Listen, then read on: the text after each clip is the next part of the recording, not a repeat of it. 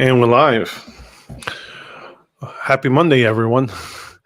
And welcome to the Rican show. If you haven't, if it's your first time watching, please give me a like and subscribe. And here we go today.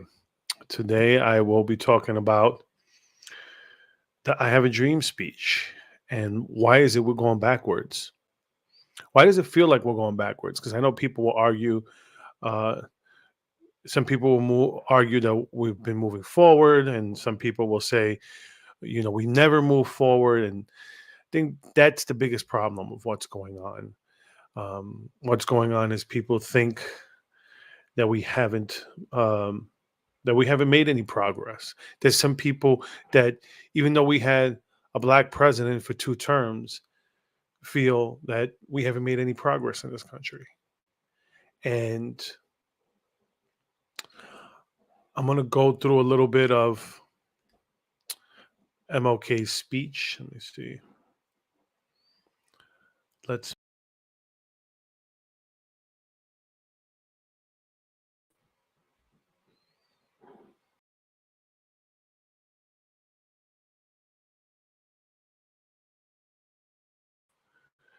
see something. Here we go. That's better. So here we go. Let's read a little bit of this speech, and I want to see. I'm going to show how where we've gone backwards.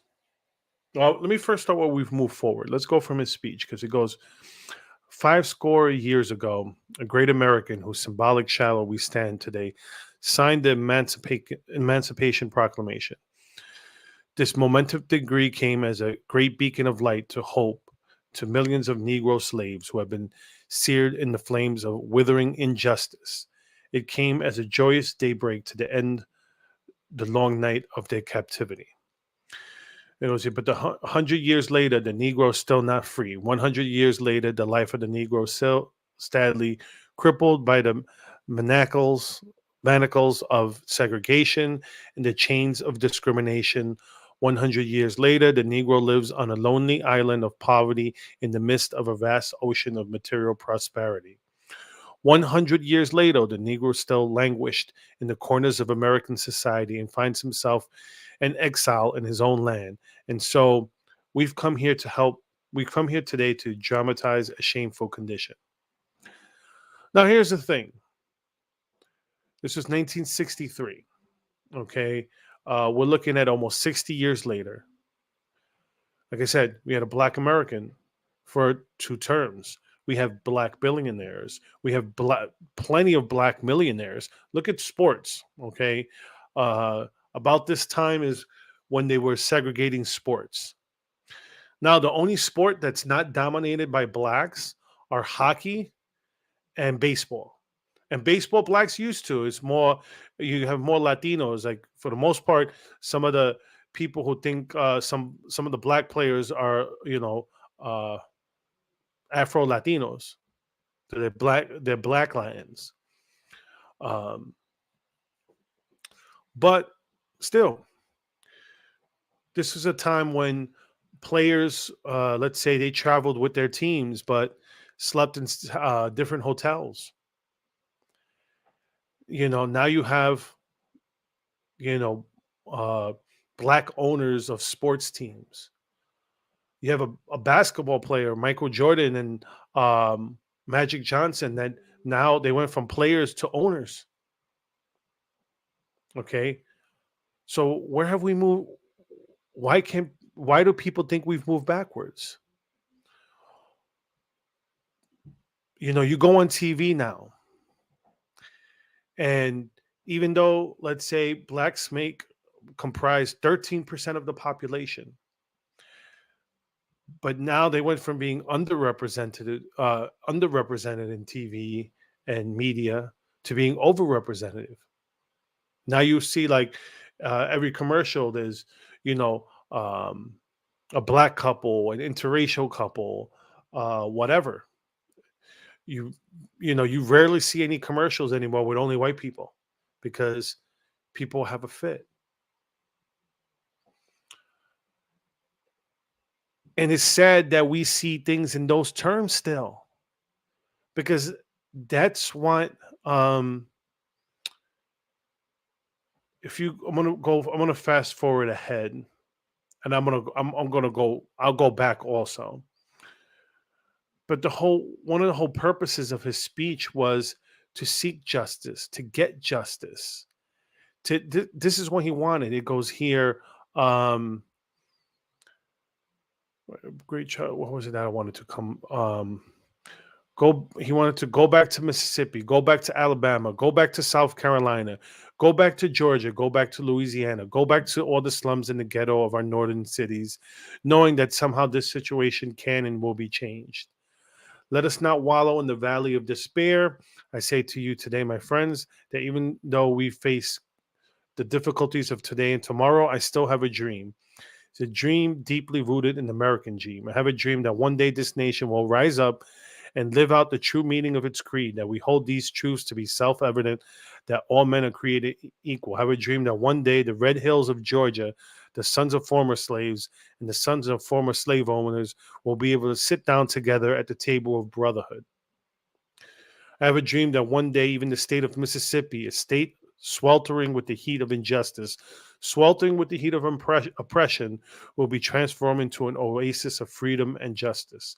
I have a dream that my four little children will one day live in a nation will not be judged by the color of their skin, by the content, but by the content of their character. Character. Well, here's the problem: the people on the left, they want to keep this alive because to them there's no truth but power. And as long as we're divided by black man, white man, Latino, Asian, Christian, Jew, Muslim, as long as we're divided, it works wonders for them. I mean, look at the stuff that's going on. Here's an article. More than 75 colleges host black only graduation ceremonies. Isn't this moving backwards, people? We're doing segregation. And here's the thing, they justify it.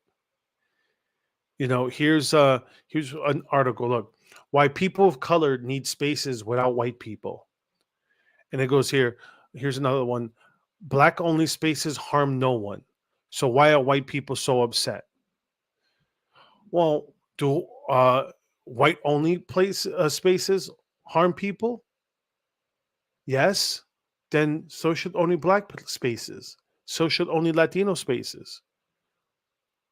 It should make you sick to see that institutions of higher learning, supposedly, learned people who are getting their good degrees, are okay with, here it goes, 75 colleges host black only graduation ceremonies. So how is this moving forward? How is this moving forward? I'm gonna, you know what? Let me come back to. Myself. I'm gonna search for something real quick.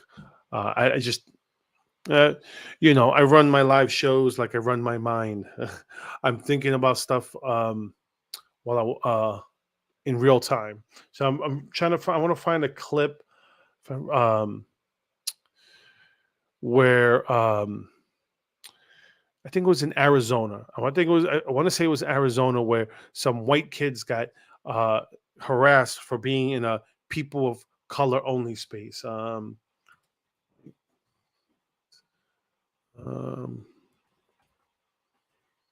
See, harassed for being in people of color space. Like I said, I think it's Arizona State. Let me see. Yep, ASU. Here it goes. I'll go with Post Millennial just because I trust them a little more than Yahoo News and ABC. Okay, let's see. I could do it this way, right? Okay, here we go. Because I'm pretty sure they'll have a clip of the video. Let's see if I can play it here. Here you could see it goes here. Watch. White male students forced from multicultural space at Arizona State because whiteness is not a culture. So here we go. Let's see.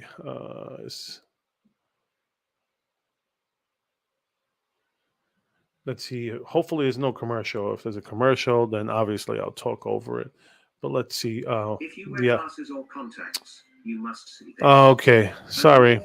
Sorry for you having to deal with a commercial. Let's see if there's another one. 46 pounds in 2 weeks. If you are struggling to. Yeah, okay. Here we go. Yeah. You're offensive. Police lives matter? We're just trying to do school. What? But this is our space. We've got a Police Lives Matter sticker and we're getting kicked out. Can't do school. You just said we have to leave. No, I said you're making the space uncomfortable.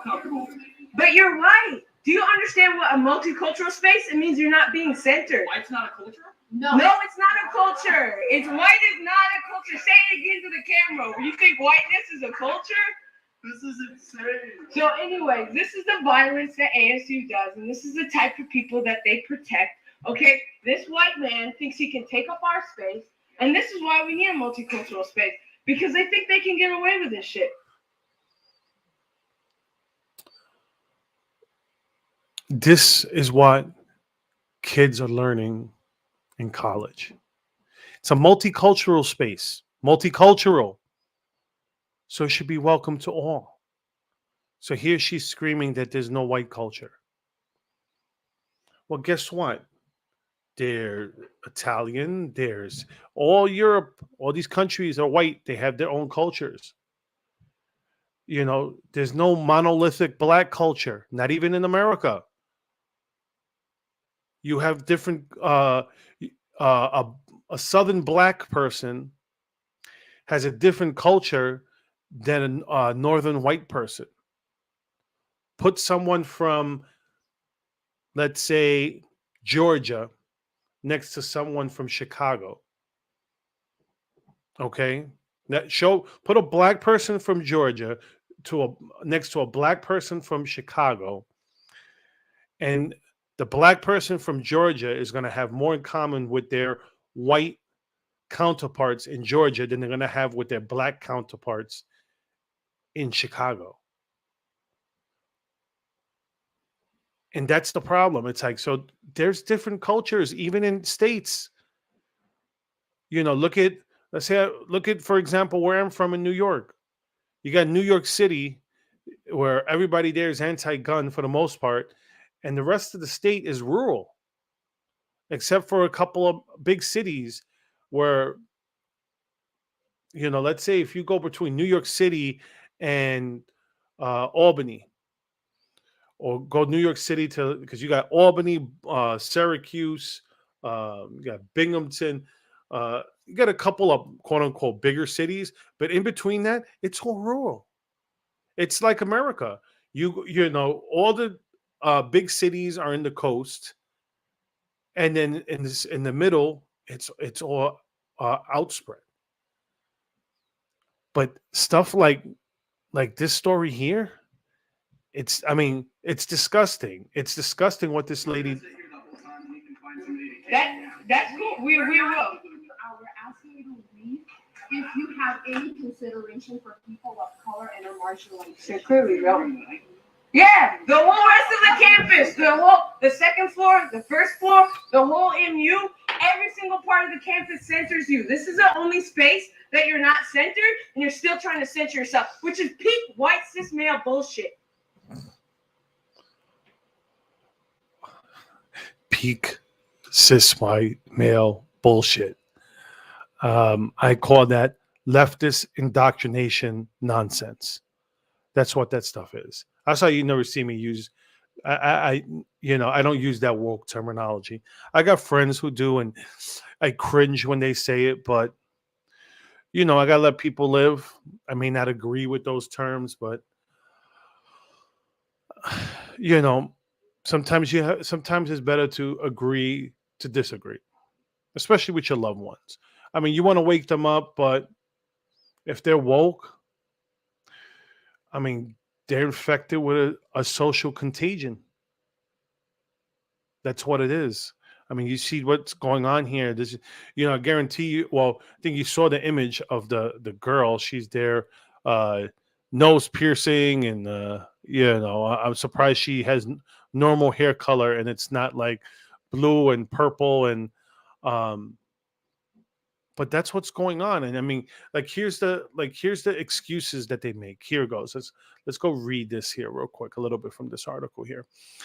The absence of white bodies doesn't mean a space black on doesn't make a space black only. People of color have been consciously and unconsciously conditioned to see themselves as less than. Physically separating oneself from white bodies does nothing to deal with the psychological damage that comes from being inculcated with the myth of white supremacy. In every black only setting lives the remnants of an ideology that formed a desire to meet outside of the white gaze. And look, I can't even read this article with a straight face. It's this kind of nonsense. This is why I say now we're moving backwards. Okay. And people would hate to hear this, especially people on the left, but this is why we weren't ready for a black president. What Obama did to get reelected in 2012, when, yes, were there people who didn't like him because he was black? Absolutely. I'm not going to sit here and say that didn't happen, because absolutely there's people that didn't like him because he was black. But just like the Democrats always do, they tie their policies with color, with identity politics. Okay, if you're not for gun control, you're anti-black. If you're pro-police, you're anti-black. If you're anti-welfare, then you're anti-black. If you're for voter ID, you're anti-black. You're racist. And that's the problem.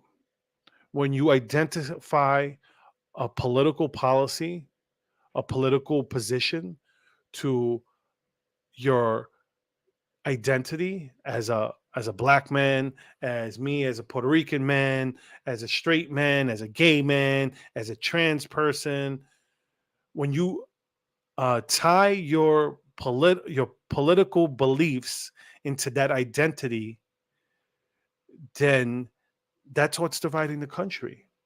Because if I attack your political beliefs, you take it as an attack against your identity. And that's when we can't have a conversation. We can't sit down together and just talk as two human beings. That's what Martin Luther King Jr. wanted when he said, judge, not judged by the color of their skin, but by the content of their character.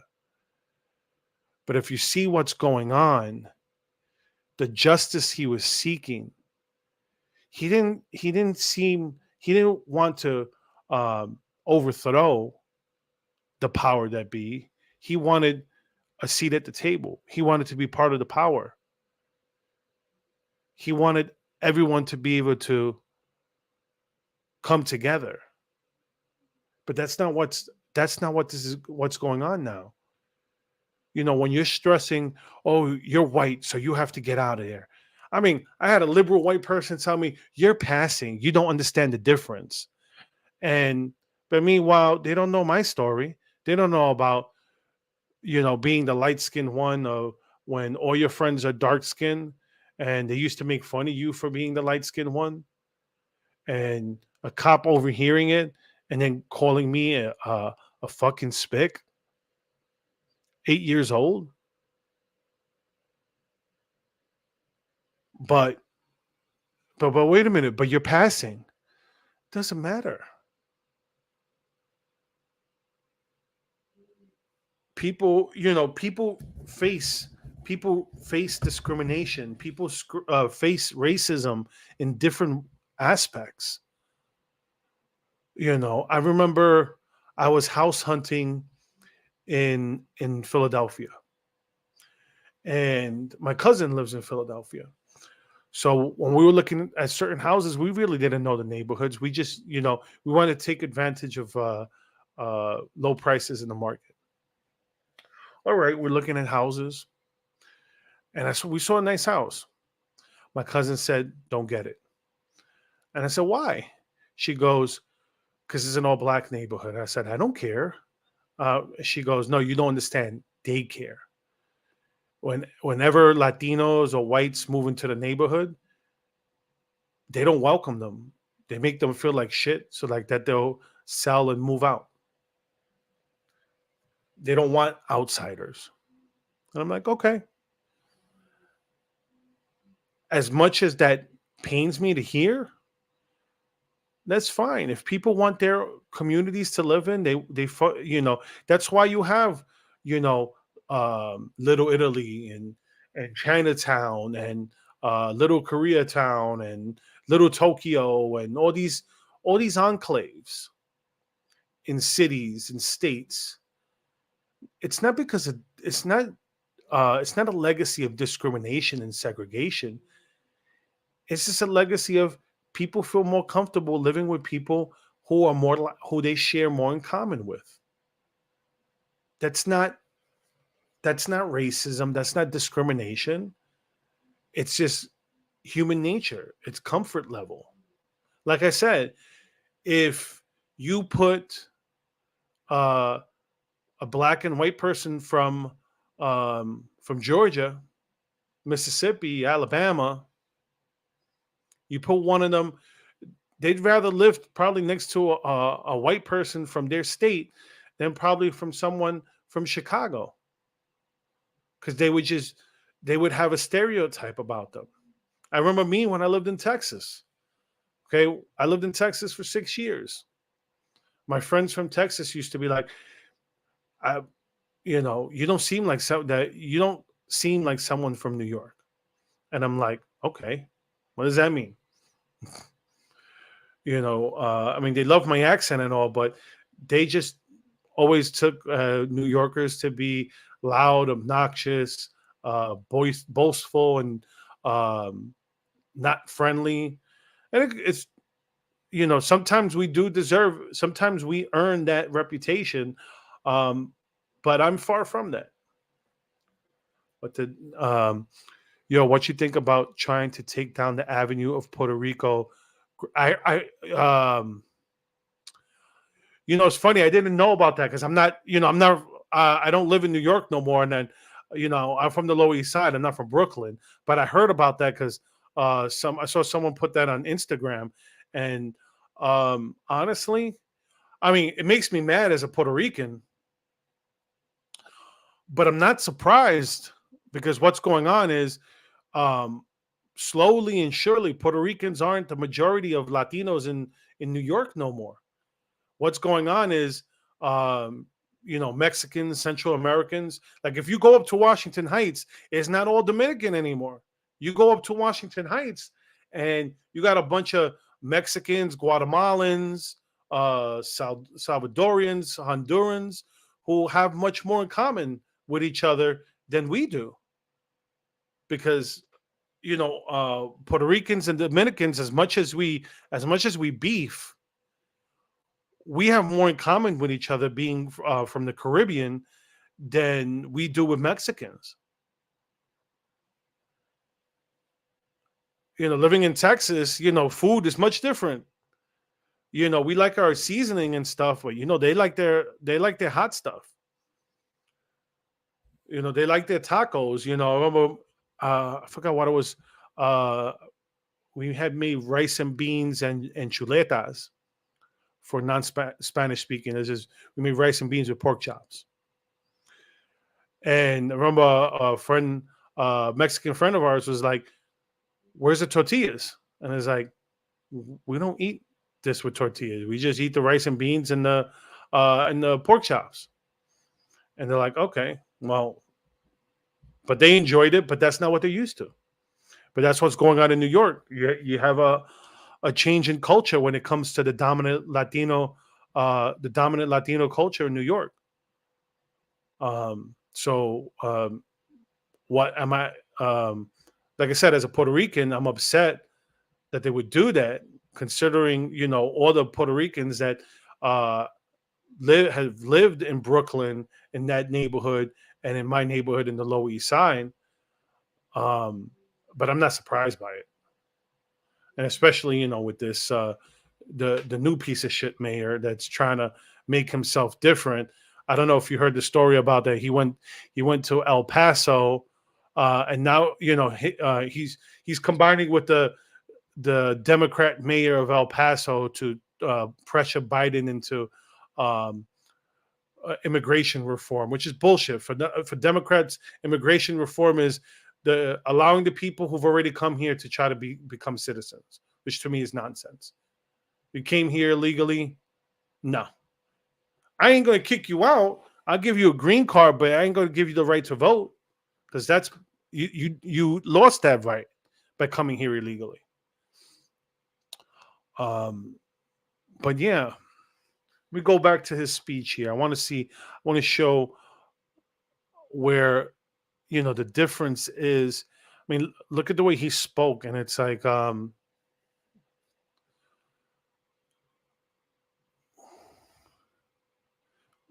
where it's different the way leaders speak today. Where he goes, here it is. It's obvious today that I love this part here, and it's just true. He goes, um, in a sense, we've come to our nation's capital to cash a check. Excuse me, just ate dinner. So, when the architects of our republic, and notice he said, when the architects of our republic, not of our democracy, of our republic, wrote the magnificent words of the Constitution and the Declaration of Independence, they were signing a promissory note to which every American was to fall heir. This note was a promise that all men, and yes, black men as well as white men, would be guaranteed the unalienable rights of life, liberty, and the pursuit of happiness. It is obvious today that America has defaulted on this promissory note insofar as her citizens of color are concerned. Instead of honoring this sacred obligation, America has given the Negro people a bad check, a check that has come back marked insufficient funds. So he's not attacking the Republic. He's attacking their unfulfillment of our ideals. He's attacking so that's the whole thing. I mean, these people on the left love to say democracy, democracy, democracy. We're not a democracy. We've never been a democracy. We're a republic. And we're a republic because why? Because you want to respect, you want everybody to have a seat at the table. If you have a democracy, like I said, people who want to get rid of electoral college is because they want a direct democracy, which we're not. Because then nobody would go to the little states anymore. Idaho and Iowa and Wyoming, none of those states would matter. It'd be, win New York, Illinois, and California, and that's it. You have all your votes right there. Screw Texas, screw Florida. We don't need them. We got, the whole Northeast, and we got California and Illinois. We're good. That's how it would go. He goes, but we refuse to believe that the Bank of Justice is bankrupt. We refuse to believe that there are insufficient funds in the great vaults of opportunity for this nation. And so we come to cash this check, a check that will give us, upon demand, the riches of freedom and security of justice. We have also come to this hollow spot to remind America of the fierce urgency of now. And it goes here. Now is the time to lift our nation from the quicksands of racial injustice to the solid rock of brotherhood. Now is the time to make justice a reality for all children. And I think he makes of reference to like almost make a reference to like being colorblind, but people want to now is the time to rise from the dark. Okay, but there was a point that I wanted to bring up that I was again, we must rise to the majestic heights of meeting physical force with soul force. The marvelous new militancy which has engulfed the Negro community must not lead us to distrust all what here. The marvelous new militancy which has engulfed the Negro community must not lead us to a distrust of all white people. For many of our white brothers, as evidenced by their presence here today, have come to realize that their destiny is tied up with our destiny. And they have come to realize that their freedom is inexplicably bound to our freedom. We cannot walk alone. Let us not walk alone when it comes to, you want equality, then this bullshit here has to stop. I mean, hear this crazy chick again. Yourself, which is peak white cis male bullshit. You are racist. Your sticker is racist because police, that's a job. You can choose to be a police. I didn't choose to be black. Okay? No, you can choose to be a cop. You can choose to kill people with a badge, and you're protecting that shit, which means that you're racist.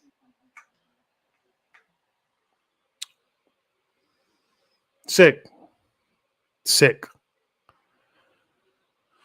But this is what passes, and like I said, in higher education.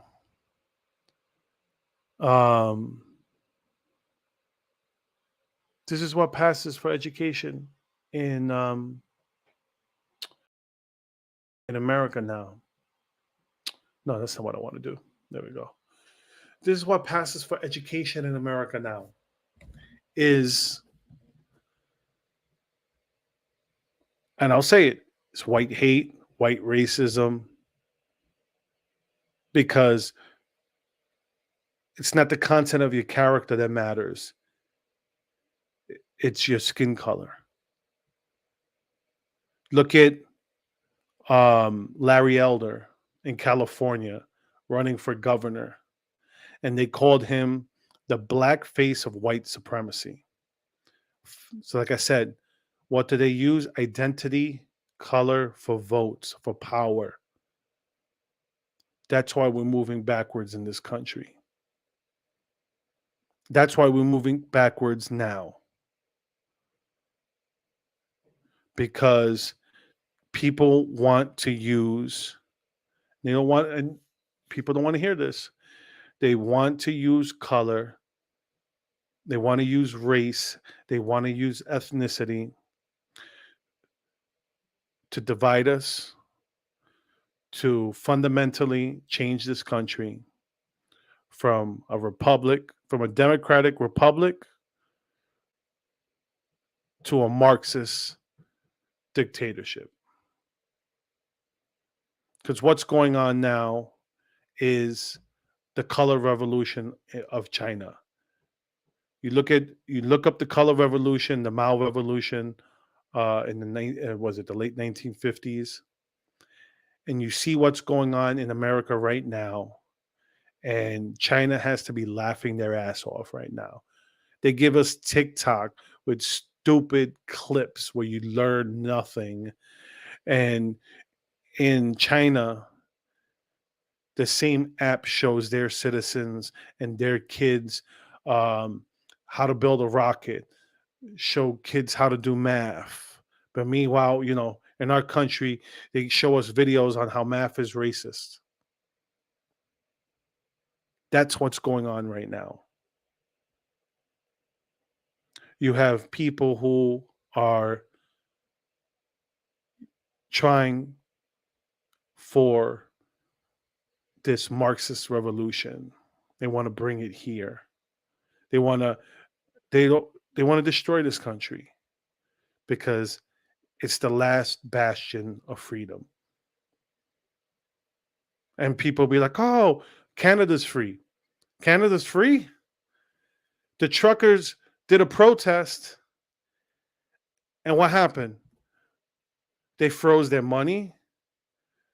They tried to take away their kids. Now they've uh, they've banned handguns, but Canada's free. Mexico's dangerous. It's probably more free than Canada. You can't have a gun. You're not supposed to have a gun in Mexico. But in Mexico, he who has the guns makes the rules. Because you got towns of people with guns that protect themselves. And they tell the federal government, fuck off.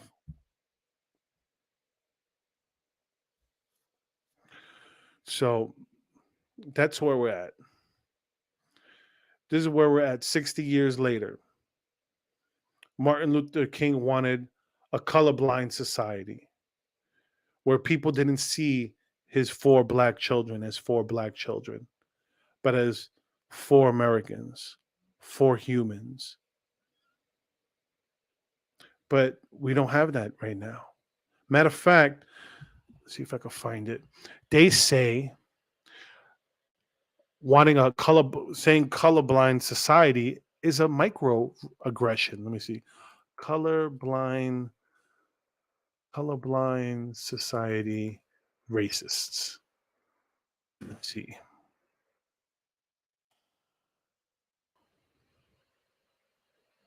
Colorblind racism. Colorblind ideology is a form of racism. Psychological Today. Hold on. Before I click on these articles, you got to see these headlines for yourself. Psychological Today, study.com. Is the emphasis on a colorblind society an answer to racism? So here's the article. Psychological Today. Colorblind ideology is a form of racism. A colorblind approach allows us to deny uncomfortable cultural differences. Colorblind ideology aims to treat individuals as equal as possible without regard to race. Colorblindness also denies the negative racial experiences of people of color, reject their heritage, and invalidates their unique perspectives. No, it does not. It just says because you're a black person and I'm Latino, doesn't define who we are. I don't see you as a black man. I don't see you as a Latino. An alternative to colorblindness is multiculturalism, an ideology that acknowledges, highlights, and celebrates ethno-racial differences. So this being colorblind, you could accept people's differences without having to stress their race. But like I said, that's where Martin Luther King Jr.'s dream has become a nightmare, because we've gone backwards, and we haven't gone backwards in the past 60 years. We've gone backwards in the past 10 years because of a party and a president that uses race and ethnicity as for power. Like I said, there's no truth but power.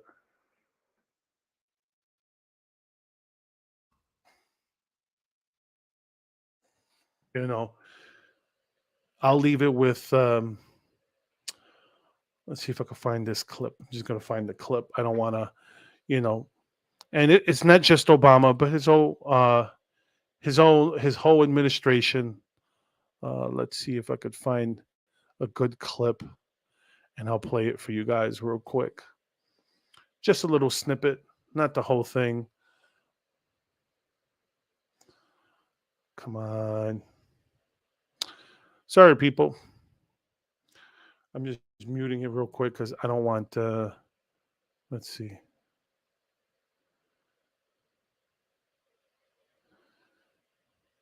Come on, really? Let's see. Come on. All right, there we go. Charlemagne had a follow-up question, but got interrupted by someone off camera saying their time was up. The radio host instead invited Biden to come back, but Joe's response was off-putting. Listen, you got to come see us when you come to New York, VP Biden. I will. It's a long way until November. We got more questions.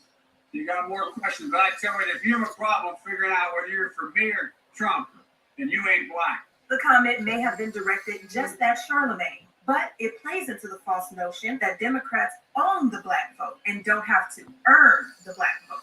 Furthermore, a privileged white man does not get to dictate what is and isn't black. And unfortunately for Joe, Twitter is on a tirade, calling him entitled, an idiot, and wondering if he truly is the lesser of two evils. But what do you think is Biden?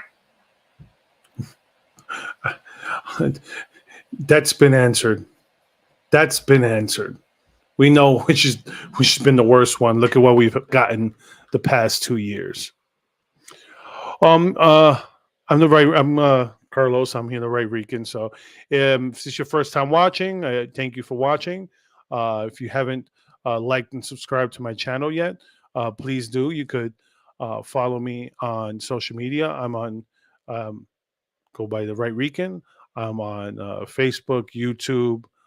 Social media: Facebook, Twitter, Instagram, Truth, Gab, or you name it, I have it. So you can also go to my link tree or my website. It's therightrecan.com, and you can find links to my pages there.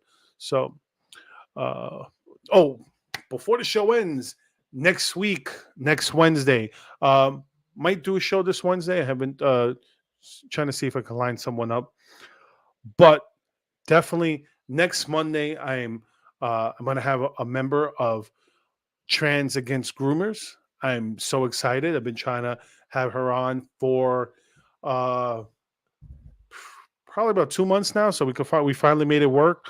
So stay tuned for that. I will make a flyer promo about it. Hopefully next day or two. So. Anyways, everyone have a good night. And football fans, you saw that I'm a football fan there. And go Bucks, because can't stand the Cowboys.